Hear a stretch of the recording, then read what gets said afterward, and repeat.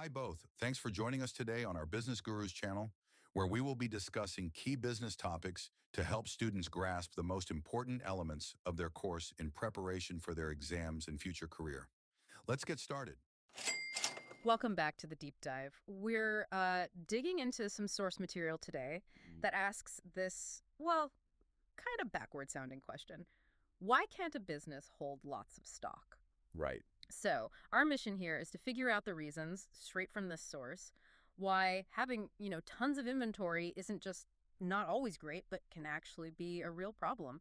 Seems weird at first, doesn't it? It absolutely does. Yeah, it flips the usual thing. You'd assume like more stock means you're ready for more sales. Totally. But this source material, it just cuts straight to the first big issue, and that's cost, purely cost. Yeah, the source is blunt, high stock holding is expensive, adds to business costs, cuts profits. Simple. It even mentions needing extra storage, insurance, stuff like that. Exactly. But why are those costs such a major drag? They seem kind of basic. Well, that's the key insight, isn't it? It's not just paying rent once. These are like ongoing costs. Yeah. They compound. Oh, Every day, that stuff is just sitting there. You're paying for the space, paying for the insurance, the security maybe, the systems, to even know what you have. right. These aren't costs you only get when you sell something.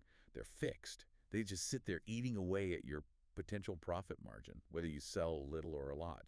It's a constant drain. Okay, I see. And that constant drain, that cost burden, leads to the next problem the source brings up.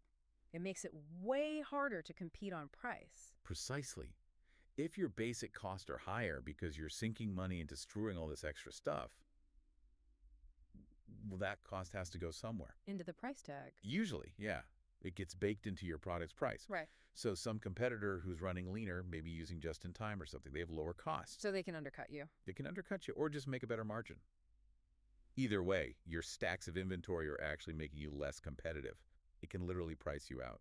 Wow. Okay, so there's the direct money drain and then there's losing out to competitors. But the source points to maybe the most painful risk, getting stuck with stock nobody actually wants anymore. Oh, yeah. And the source uses this great, if slightly unappetizing example, Let me guess. The cat food. the out-of-date cat food. Exactly.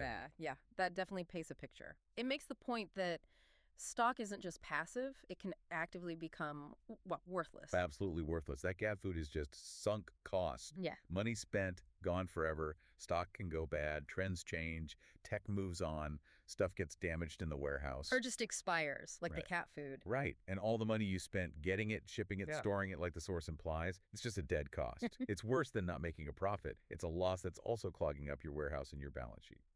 So when you add it all up, the constant expense, bleeding money, making it hard to price competitively, and then the risk of just ending up with junk.